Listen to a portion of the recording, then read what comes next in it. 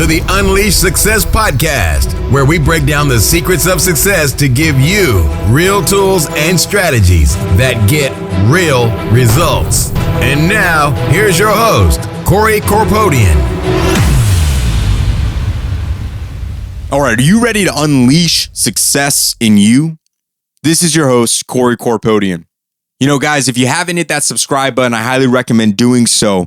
We've got some amazing interviews coming up from one of the co-founders of the iconic brand Volcom to an ex-FBI hostage negotiator to talk to us about negotiating tactics to someone who was able to travel the world while building a business that grossed over $1 million in its first 18 months.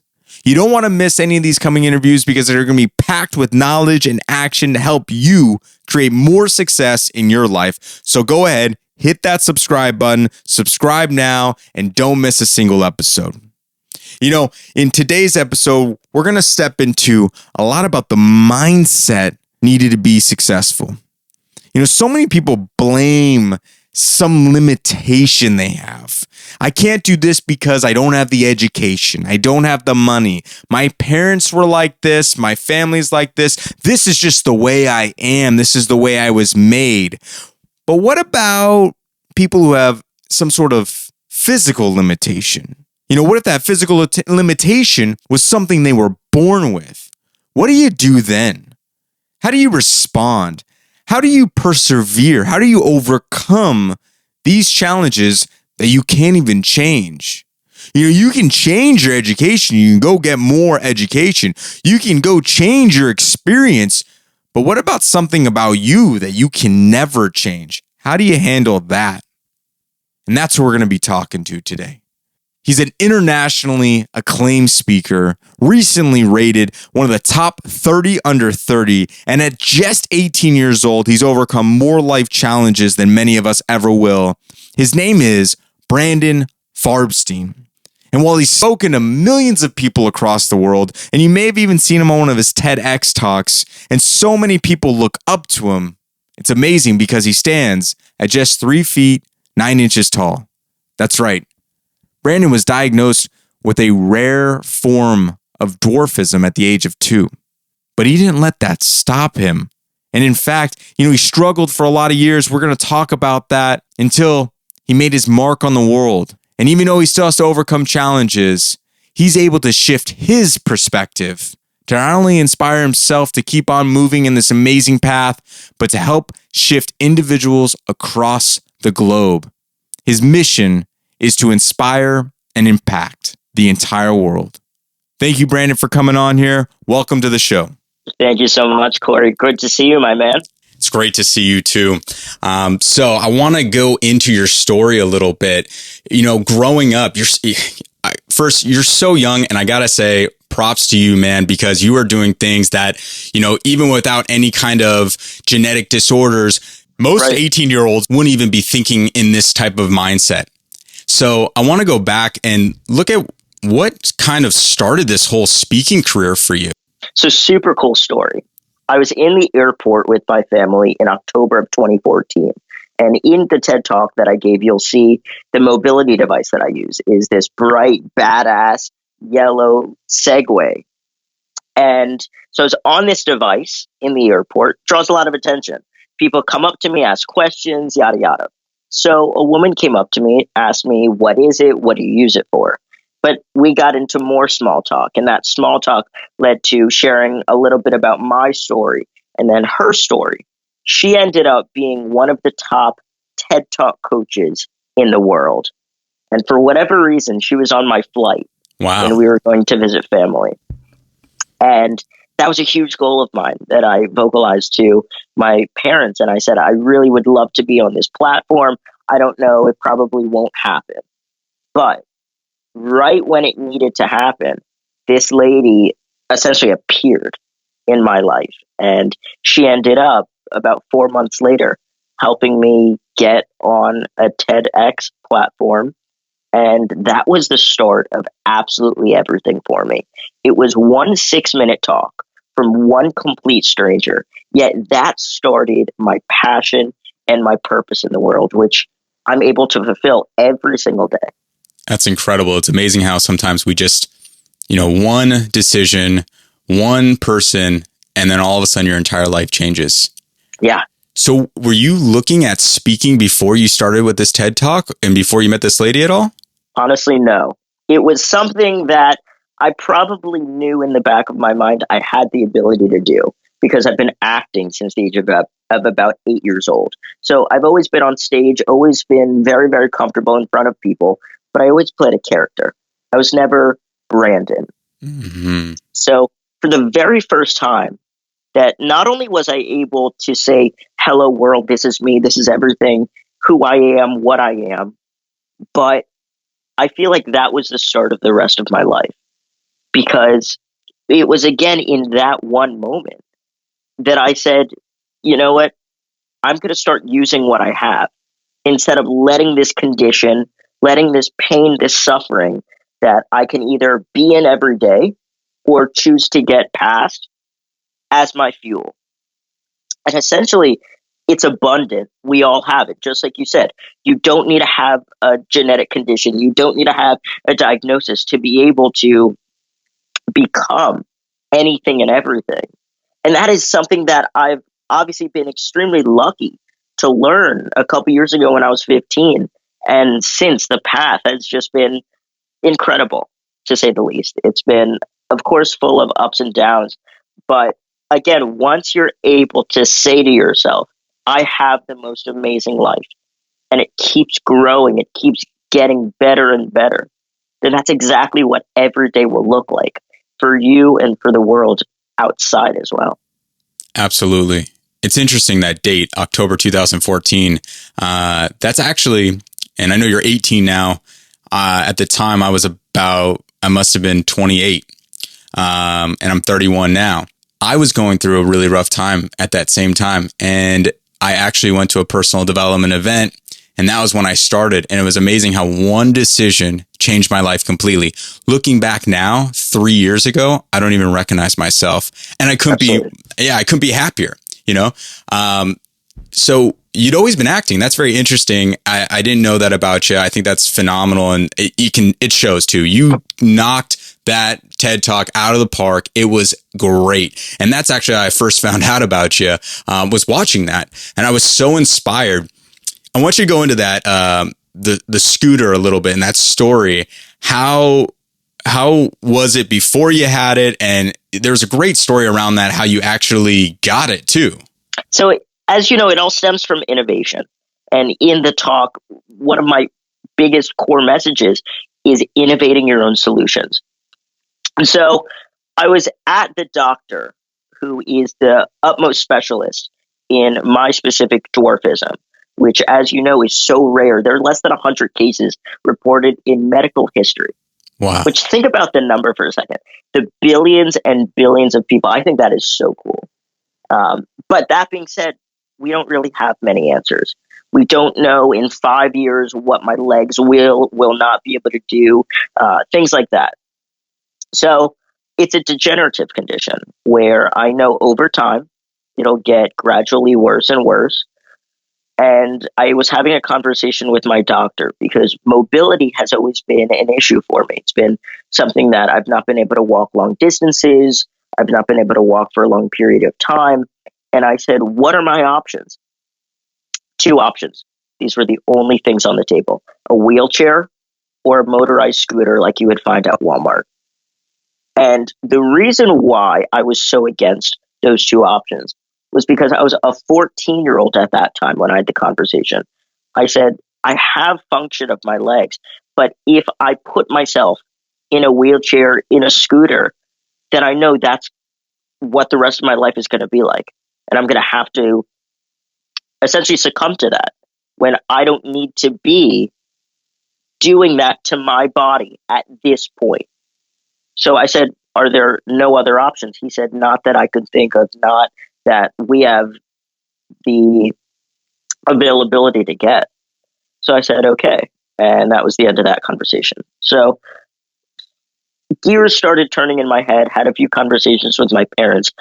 I said, I can't do that. And I voiced the same concern. So what do we think we could creatively do? And we just kept hitting dead end and brick wall until I had the idea to use a Segway. And this had really never been done before. A Segway, as you know, it's this toy for rich people, as I talked about. Yeah. And it's amazing technology that's in it. And it's a tool, essentially. And I looked at it as a tool, not a toy. And I said, you know what? This is what I'm going to do. I don't care how much it costs. I don't care this. I don't care that. I'm going to make it happen. So after expressing that to my parents, they said, you know what? You can do this. Absolutely. Since this is your project, you're spearheading it, then spearhead it and create a campaign. They didn't know what ideas that I was going to have, I was going to execute on. So I ended up creating this Help Brad Move. Brad used to be my nickname. Campaign that raised, I think, upwards of $6,000 or $7,000, and I ended up being able to purchase 2 Segways. That is not one of the big black brand name Segways, but these devices that I have, and like the one in the talk, it's literally my size. It's shoulder width apart. It's about 50 pounds. I take it all over the country with me when I travel, folds down, put it in the airplane. And it's just incredible that this thing that already existed, I didn't have to invent it. I didn't have to have it custom made. It was sitting in front of me, just like it was sitting in front of all of these people for years and years and years. And nobody really said, you know what, let's try this. It's amazing. And again, as you said before, it's one thing, one conversation, one shift, even the most minuscule thing that produces the most extraordinary results. Absolutely. And it's so crazy because being from the medical field, you see these doctors, and this doctor is obviously trying to help you. But Absolutely. at the same time, he couldn't get outside of his own mindset and beliefs to think of a different alternative. He didn't want you, but the only thing he could think of was wheelchair or one of those mobile seats, which you're right. I mean, if it's a degenerative disease, you're not using your legs, you're not going to be using them ever.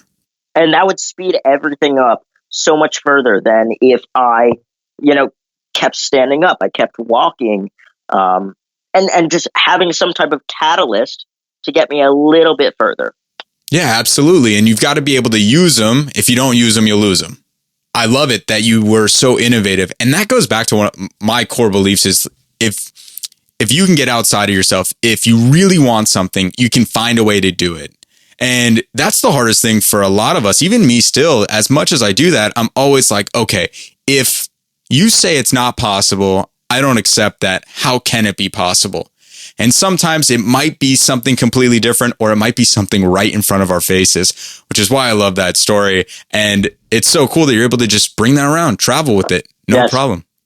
So you guys started talking about your story, and you mentioned some of the pain points that you have. What was it like growing up? I mean, how tall are you right now? And I'm 3'9". 3'9". Okay. So and this is the size that I'm going to be in essentially the rest of my life, the rest of eternity. So about the size of a 6.5-year-old.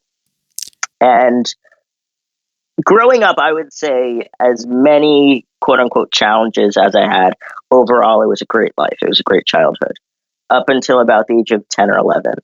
And it was then that depression didn't slowly hit me. It was the flood wall just completely shattered. And I was moments away from ending my life by suicide because I just couldn't take it. I didn't see a purpose. I didn't see light. I didn't see hope. Just like we've all been, whether you've been to that extreme or you have moments like that. Once you're able to get beyond the perception that these two eyes see and are able to use perspective of what the world actually is, that full 360, that's when life starts. That's when you're able to become so much greater, so much more successful in absolutely anything and everything. So I really did not have this purpose up until the talk that I gave, this TED Talk, when I was 15. And essentially it was just flatlining my whole way through up until this huge up spike that really just transformed everything for me, because now not only do I see why I'm here, do I see why I've been through and continue to go through what the world throws at me, but I know that it's beyond myself. And it is my duty to open my mouth, open my heart, and give that. If it's one person, if it's 10,000 people every day, that's exactly what I'm going to do. And I'm not going to stop. I love it. I've got a very similar mission, and it's interesting. I felt like my mission came out of pain and out of my shift in perspective. And then I wanted to share that with the world. You said, up until about 10 years old, was there something that started to happen, or was it just that the other kids were growing? What was it? Looking back, I don't think that there was one incident or one thing that really spearheaded that complete downfall. The spiral, essentially, for a lot of people with depression, it's gradual steps. It's, you see, and I'm starting to shut down. I'm starting to get more anxiety. But it really, looking back again, I don't know exactly what led me to that day that I just couldn't take it anymore. But I would say built up, it was so much pain, so much misery of being anything but normal, anything but average. And that's all that I wanted. I wanted to be on the soccer team. I wanted to be able to go to the pool and not be self-conscious, things like that. But not having an average childhood, I think, again, sets you on a whole nother level, because not only have you already experienced as a child, as somebody who has barely seen the world, barely experienced what it is, you're able to feel these things that most people will never get to. And when they do get there, that will be their detriment. That will be the thing that completely shuts them down. It's incredible. You're only 18 years old, man, because I feel that I can feel it in your soul how much knowledge you have. And it comes from a lot of experience and tough trials and tribulations at a young age as well. But that perspective is so important for people. And it's a shame that sometimes we have to go through these tough times to kind of get it. And you're absolutely right. As people get older, that's the midlife crisis, right? Where people, they just don't know how to deal with it. A lot of times people, I had mine kind of around 28 where I found my epiphany, but I was actually depressed for 7 years too. And you're right. It was small things at first, but it became a habit. And that's the thing people don't realize, is that depression, it does change your physiology, the chemistry in your body, but ultimately it's also it's a habit. You're acting that way consistently, where eventually it just gets worse and worse in a spiral action. I used to say that all the time, a very spiral action downward, and very easily sometimes you can spiral back up, but it's so quick where if you don't make a habit to do something positive every single day, it would be so quick to go back down into that depression. Yes. So I know not being able to do the normal things in life, was bullying ever an issue for you? So bullying for me really came to be in the extreme around middle school. The start of middle school, I was probably the most popular kid. And I was, for whatever reason, I was the cool kid. And You're super charismatic, man. I love it. I mean, you're on our stage. I can see why. Yeah. And so I had all the friends. I had, everybody looking up to me, even though I was the one looking up to them. And for whatever reason, I think things really shifted the start of 8th grade when I was 13, 14, where it was more of me getting in my own way, that I just couldn't get past the anger that I had for myself, for the world, for God. And things really were just complete anger for me. That was my life. What were you angry about for yourself?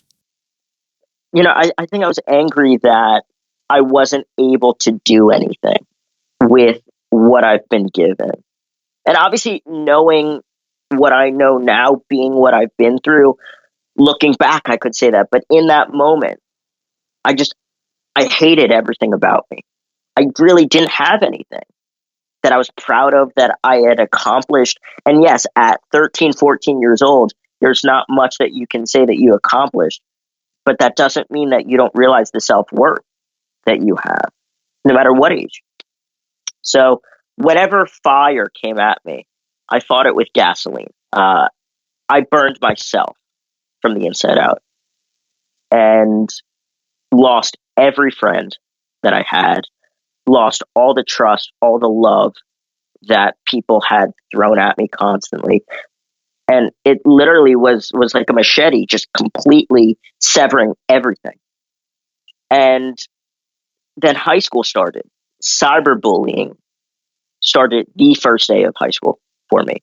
I started using my mobility device in school because this high school was about 2,000 kids. So it was huge. So it just would have been an easier way of me getting around. Yeah, you have to go like, what, 5-10 minutes to get in between classes? You know, if you're on the other side, yeah, 5 minutes, you're on the other side of the school campus, and yeah, it'd be really tough to do. And you're 3'9". Nobody can see you. You're being trampled. So from the first day, I was instantly disliked. Wow. And I could understand why.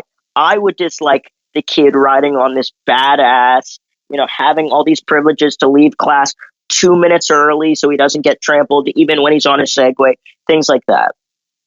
So I remember the first week of freshman year, somebody made a post on Twitter from another school, another county, nowhere close to where I live, saying, if somebody takes a video of the midget with the Segway, I'll pay them $10.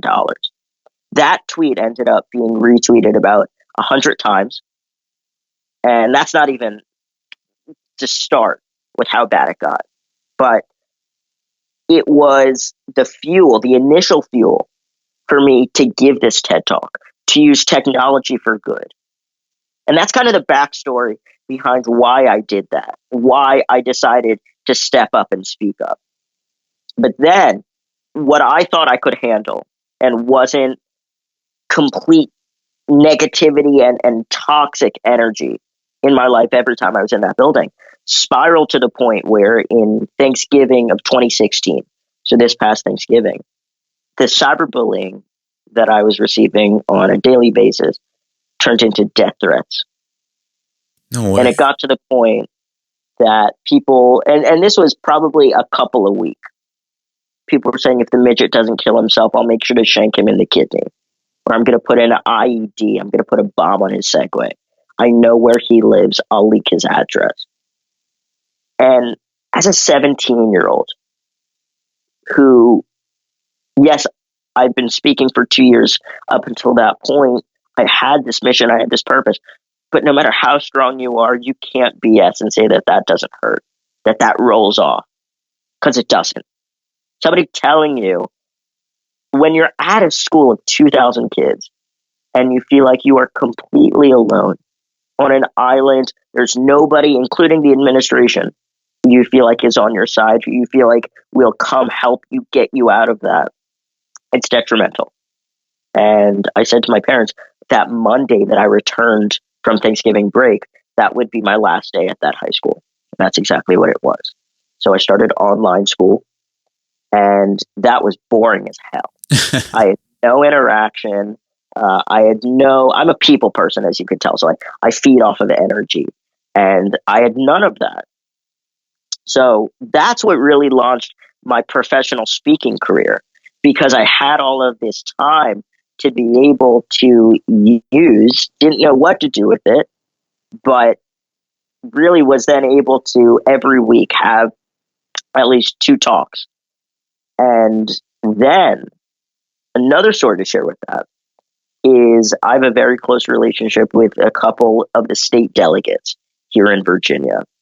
Very cool. And after talking with my parents, I said, how can we make sure nobody has to go through this? Knowing that we can't completely eradicate bullying, completely eradicate the amount of hate that people have, but we could make a little bit of a difference, a little bit of an impact. That's exactly what we did. So we testified 3 separate times at the Senate and the General Assembly Didn't know what was going to come out of that. Ended up getting a bill passed that is now signed into Virginia legislation on anti-bullying, requiring school administrators to alert the parents of both the victim and the bully within 5 days of the investigation. And a lot of people will say that's not going to do anything. How is that going to save lives? It is giving not only the parents the support, the answers that they need, but it's going to ensure that the kids, again, on both sides, will be able to get past it. Mm-hmm. Wow, man. I could imagine that bullying would be prominent at a young age. I'm shocked to hear that the death threats,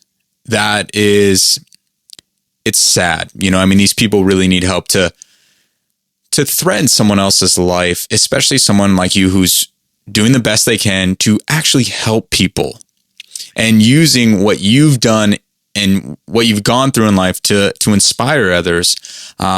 It's unfortunate, but I love how you took a bad situation of these death threats and, you made some decisions. You left the school, you decided to start speaking more, and even passed a bill to help with bullying. I mean, yeah, bullying's going to be around, unfortunately, but those measures are going to help so much more. So I'm even more inspired by you right now. And I can't say, it's just amazing. It's a sad time, but education is the most important thing in these high schools. I'm interested to know, what is your definition of success? You've gone through all these trials and tribulations. You've had some failures. You've had some great successes. What's your definition of success right now? It's a really good question. And I think that's something that I constantly have a new answer for. But I would say at this point in my life, success equals fulfillment. Fulfillment for me personally. Knowing that I'm happy, which is what we all want. We want to live a life of pure happiness. That's not what we get every single day. That doesn't mean that we can't get more of it and extract it from the pain. And so I would say that really is not only the definition of a successful life, but living every day successfully is fulfilling your mission, your purpose, your passion, and really emphasizing on the your part, because we need to take a step back very, very frequently and ask ourselves, whose life are we living? What are we doing this for? Is it for our wife? Is it because society expects us to go to college and then become a doctor, or that's what our parents are forcing us to do? We're going to be miserable if we are not following what we are supposed to do. And I'm not relating this back to, being spiritual or being super insightful about the universe and intentions, things like that. No matter what you want in life, it's what you want. And no matter what age you are, we don't prioritize properly.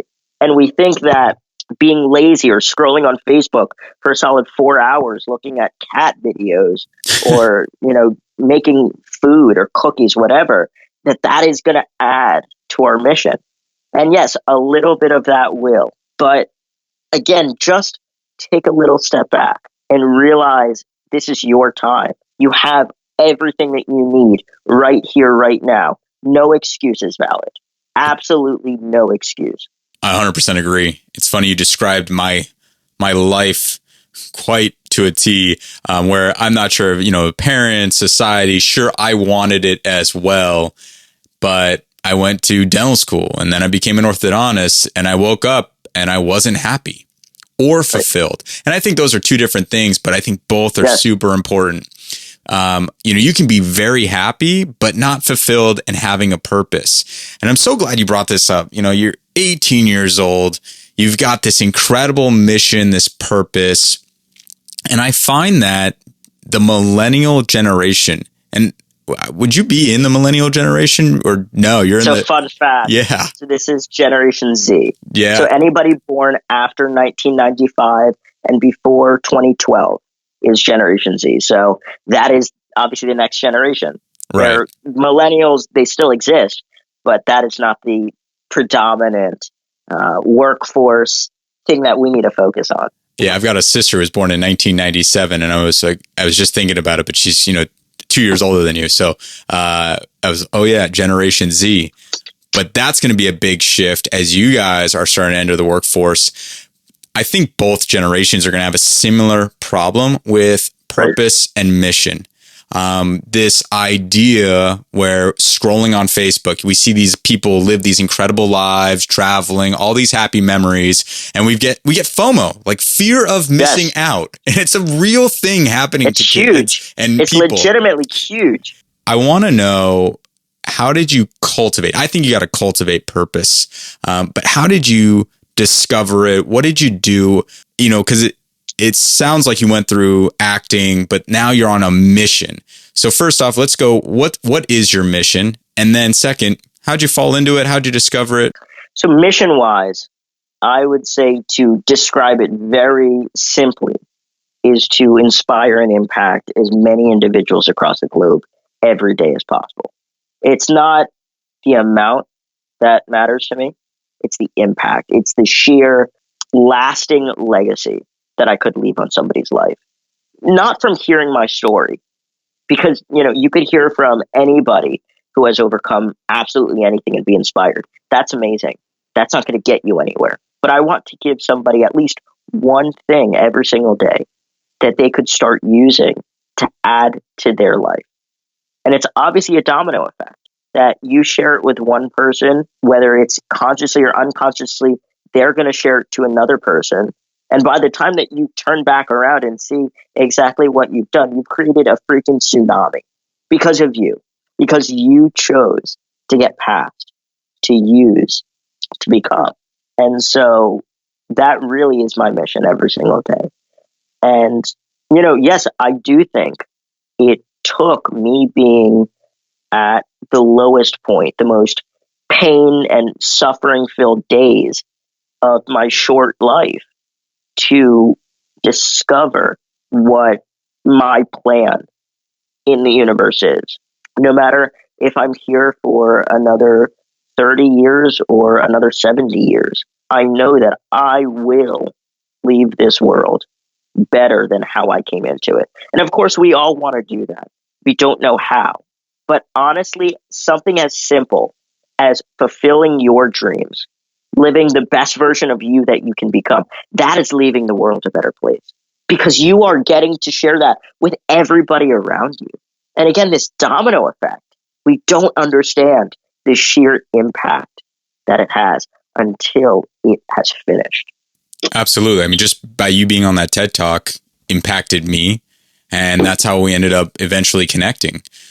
I think that I think a lot of people think they might look at you and say, "Oh, well, you know, you just knew what your mission was going to be. You knew this." And I'm curious, what would you recommend to someone in Millennial or Generation Z, how to help them discover their purpose or their mission so that they can live their life fully?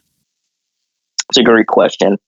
So I would say, and I mentioned this before, but take a step back. Ask yourself what you really want. What is in it for you that you will be fulfilled doing? That doesn't mean money. That doesn't mean titles, followers, all of this BS that we let get in the way and dictate because of fear. We're fearful every single day. And asking yourself that, getting these answers to what truly matters to you in everything that you are and what you're not, everything is going to fall into place.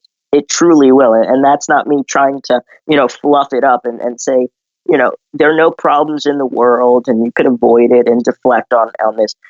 Absolutely not. But again, it's greater than you.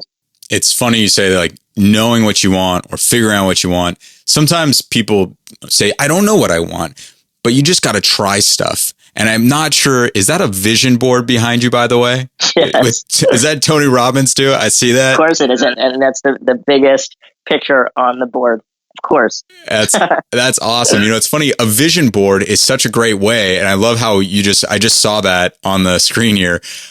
A vision board is such a great way to put out what you want in the world, to say, I want this, and to look at it, to remind yourself every day. I tell a lot of people, though, it's funny, what I've become, who I've become, didn't start off with You know, I want to be a podcast host and I want to be a speaker and I want to be an orthodontist. You know, when I was a kid, orthodontist was the one, but I probably said I wanted to be a firefighter or an astronaut. Right. And I kept trying new things. And so I've had vision boards in the past too, but I become flexible. You know, sometimes things don't work out or they're not for me. And so I let those go to the side and I continue working on what fulfills me more. So I just love that. And I love Tony Robbins too. You've been to a UPW before, right? Yeah. So I don't think you know this story. You're going to love this. So April 20th of this year, I was speaking at an event here in Richmond where I live, and it was a business networking group. So a bunch of people from different fields all coming together, be masterminding, sharing ideas and boosting each other up. So I spoke at this event, and afterwards a woman came up to me and asked me, "Who's your biggest hero?" And of course I said, "Tony Robbins. I'd love to meet him." And this woman told me about her backstory. She grew up in Texas with one of Tony's senior business partners. And obviously Tony owns about 30 different companies, but one of the heads of a company he owns, and she's very close with him and was going to try and connect me and see what she could do. So after she said that, I, of course, was thinking in my head, yeah, right, lady, you're going to connect me with Tony Robbins, I bet. 2 weeks later, I was at a speaking gig in Denver. I get a phone call from this lady who I literally had never met before, never spoken with.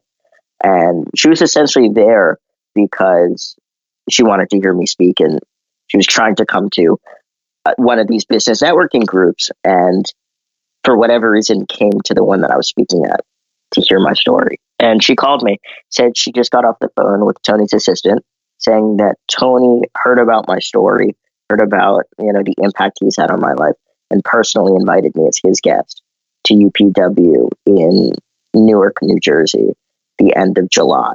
So cool. I was sitting with Bon Jovi, Robin Roberts, M. Night Shyamalan, Wanda Durant, who's Kevin Durant's mom. Wow. And it was not just incredible. That's definitely an understatement. You've experienced it. And of course, for us, it's very difficult to say we're lost for words. Right. But this was Tony's largest event he'd ever put on.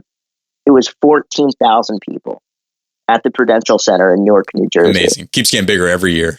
Yeah, absolutely. And not only did I see my hero and everything that he is fully, not just on the stage, but I saw exactly what I wanted to become. And people are constantly telling me, I'm the next Tony Robbins. I'm the next Tony Robbins. And to actually be before him, and for him, I got to spend a few minutes with him, and for him to say, you go full out every day. I'm so impressed by you. And that is one of the most meaningful things I've ever had happen in my life. And again, it stemmed from one random stranger that happened to be in the audience of my talk. That's incredible. Nothing is a mistake. Right. Truly, nothing is a mistake. And once you're able to see that, man, life is pretty incredible. I agree. When I stopped, I used to be depressed for years, and I always blamed everybody else, blamed myself. And I always felt like life was just so screwed up, and it kept happening to me. Now I believe life happens for me. And that simple distinction, that simple shift, bad things happen. Pain still happens.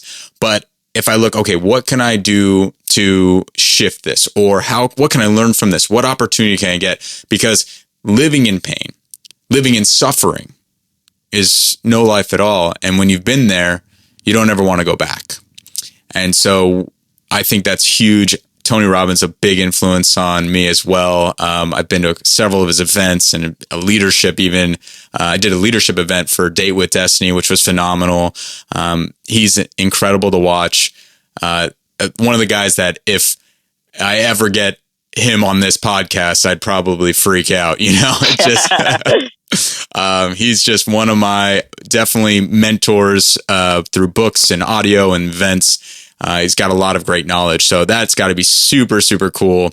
And what a compliment for him to be Absolutely. Amazed by what you do every day.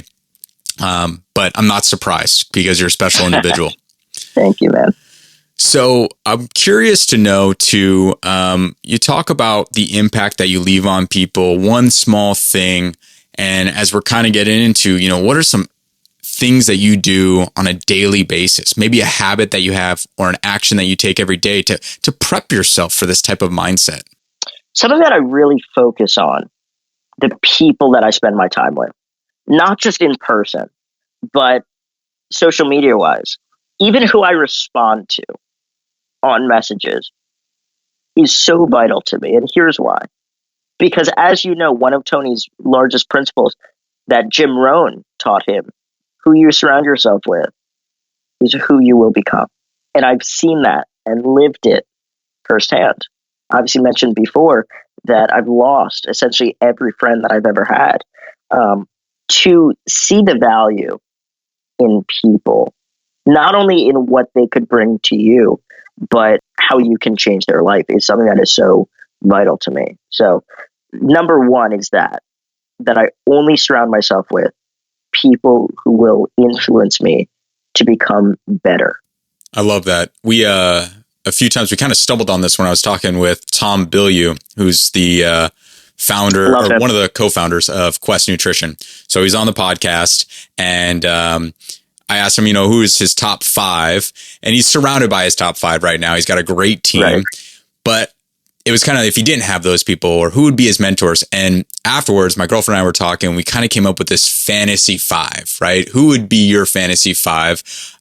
Tony Robbins would be one of my fantasy 5 for sure. Guys like Tim Ferriss, Tom Bilyeu, people that are really inspiring. And so who's your top 5? Who's your fantasy 5? Putting me on the spot, but okay. I like that. Number 1, obviously Tony. Number 2 would be Brendan Burchard. Awesome. Number 3, I would say Tim Ferriss as well. 4 would probably be Oprah. Oh, I love that. Cool. Number 5, I would say Elon Musk. Oh my God. Or Mark Zuckerberg, one of the two. Awesome. And they fight a lot about AI if you read the news. I read Elon Musk's biography and it was a biography written by Ashley Vance, but phenomenal. If you haven't read it, it's just an incredible book. The guy's work ethic, the way he thinks. There was an article recently released about how he wants to do city to city travel by rocket. So he actually said you can travel anywhere on Earth in 30 minutes. Epic. People are like, that's not going to work, man. But you tried telling him that, and he built Tesla. It's going to make him build 10 times faster, 10 times stronger. Exactly. So have people keep telling him that. I think that boring machine that he's been talking about was actually a Twitter comment, and somebody said, "Are you serious?" And then he did it. It's just, he makes moves incredible, and the way he thinks is out of this world, literally. And honestly, learning from the top people, they don't need to be in your phone book, and you have the ability to call them up every day. You're going to get to that point if you continue on this path of, continuing and climbing and getting better. But learning from the best and modeling that, not becoming that, but modeling it, is something that I don't think a lot of people realize the benefit and the value in that, whether it's listening to another podcast, reading an extra book every week, watching a documentary that will actually help you, not just about seals in Antarctica, things that, again, will build your knowledge, build your understanding and perspective on the world. So then you could take that and do something with it. Yeah, absolutely. It's funny. Modeling is something that I do so much, and I've been doing it since I was a kid. I didn't even realize it because I never really heard that term. Yeah. But playing sports, I was a huge fan of basketball. I was an okay basketball player, but I would watch the guys on TV, and I say, okay, I can try and do that. And I would mimic it and mimic it and mimic it. And now, I play sports, occasionally, but now I look at how can I model somebody else who's doing what I want. If someone's speaking at the next level, what should I do? What actions are they taking? How are they holding themselves? How do they respond? What do they say?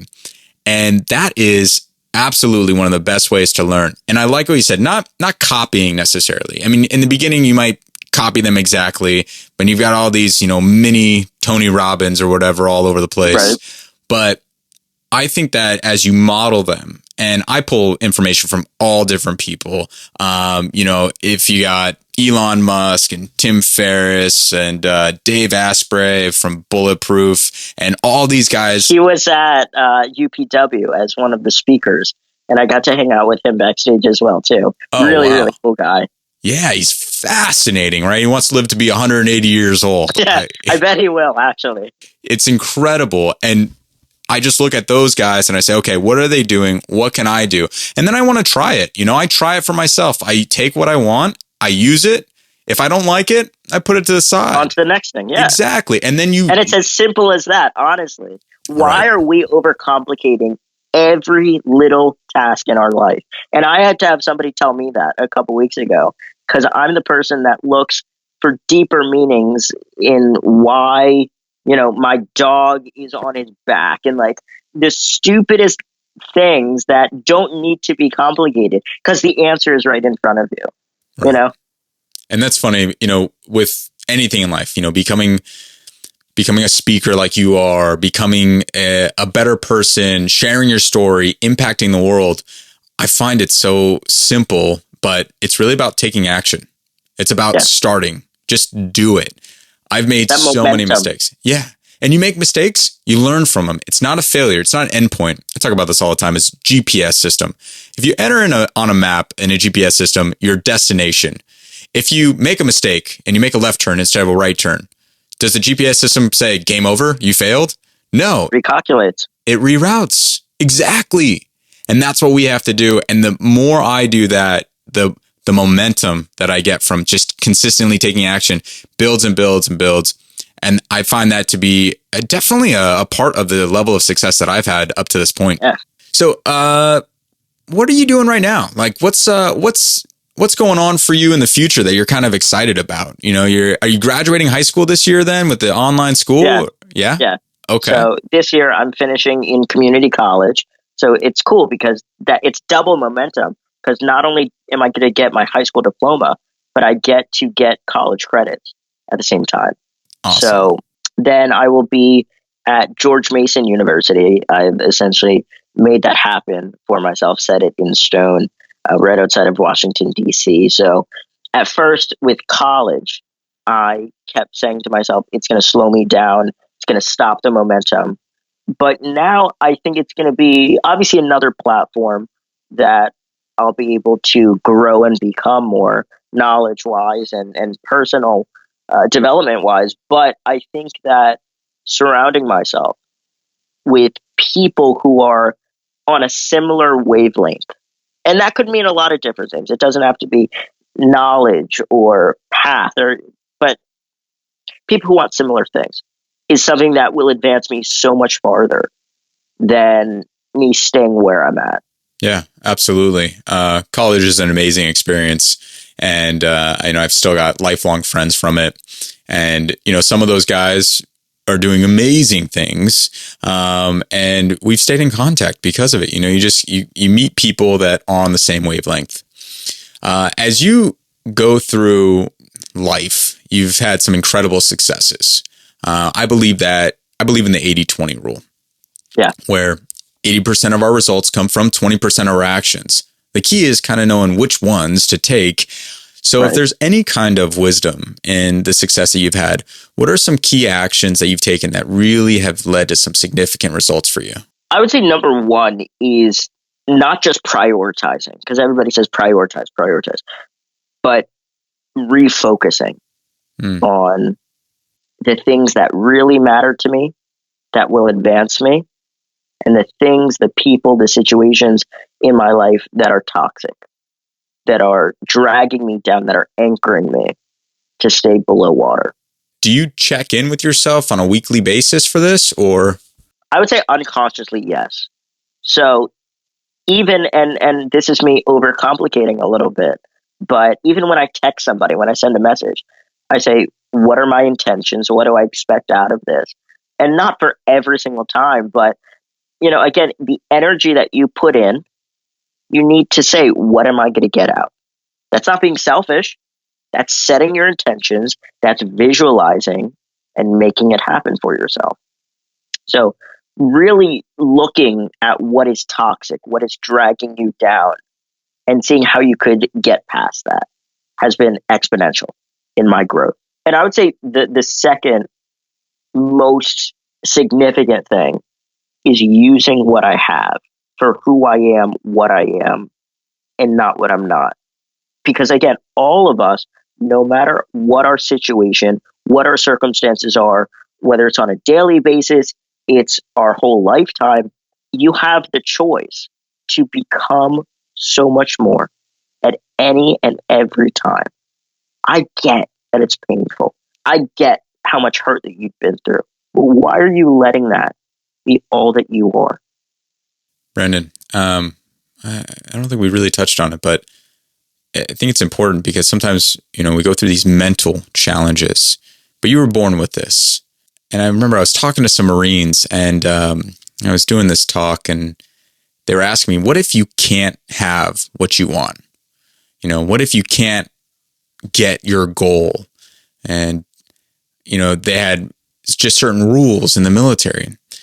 And I kind of uncovered that his goal wasn't to be this level officer in the military. It was more to have the security and everything. But what would you suggest when, you're dealt these cards and you just have to deal with them? How do you get over it though? I mean, it's obviously it was tough. You're an incredible person, but how can somebody else get over it? If they've got something where they're like, you know what, I just can't do it because I don't have X. How do you get over it? People are always saying to those in breakup or heartbreak, whatever it might be, it'll work out.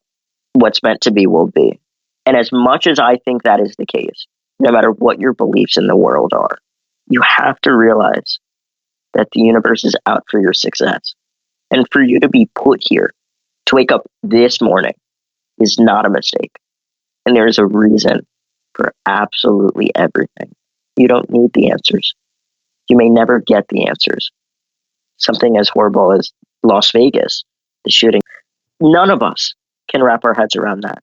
And we may never fully understand, what can go through somebody's mind. Yeah. But, again, it's not about that. It's not about how much pain you're in or what things define you, because you are more than that. And if you can't realize that for yourself, find the people, surround yourself with your 18. Those individuals that will have your back, not 100% of the time, 110%. That they will not let you fall on your face. They will not let you fall into that trench where you feel like you can't get back up. It's those people that truly matter. Thanks. I love what you said. Just, you might not get in. Sorry. The Vegas thing was hit so home to me. I lived in Vegas for many years. I went to UNLV. Yeah. My sister lives in Vegas. My other sister, who goes to college in Arizona, she was actually at the Life is Beautiful concert, front and center, where apparently that was his first mark and he wasn't able to get it. I had friends who were there. Thankfully, everybody I knew was uninjured, but obviously 59 dead and over 500 injured is unfathomable and just a horrific act of violence. And we might never know, but I like what you said, because sometimes the answer why doesn't change what happened. It doesn't change where we're at in life. And I've seen a lot of posts from some friends, sharing, just lost for words, but sharing love, spreading love, caring for everybody, no matter what you look like, your race, anything about you. We are all human. And I think that's such an important thing to spread, that we are in this together. But you're absolutely right. Some horrible things are going to happen, but we can't change it. We can't go in the past and change it. So now we have to take action to make things better. 100%. Well, Brandon, it's been amazing. And before I get to my last question, I just want to say thank you very much. Absolutely. You're an incredible person with an amazing perspective on life. I've definitely learned a lot, and I appreciate that. So where can we find you online? So I would say my two platforms that I spend the most effort on would be Facebook, which is just my name, Brandon Farbstein, or Instagram, which is my last name, Farbstein. It's not just about, again, I'm mentioning who you surround yourself with, who you learn from, but it's what you do with that. So that being said, please connect with me, reach out at any time. If I could offer any advice, answer any questions, put you on the next level, that's why I'm here. Excellent. So our final question for you is, what is your next level of success? My next level of success. So I just became the youngest professional speaker by the National Speakers Association right before I turned 18. Wow. So I would Congrats. say thank you. The next milestone for me is becoming what is called a CSP, Certified Speaking Professional, by the National Speakers Association. And it's for people that have made it in the speaking world. And yes, it's a title and it's a credential, but it's something that I'll be able to put not just next to my name, but to show that this is what I've become. And that is, something that will happen. It's not a matter of if, it's a matter of when. I love it. You have a great outlook.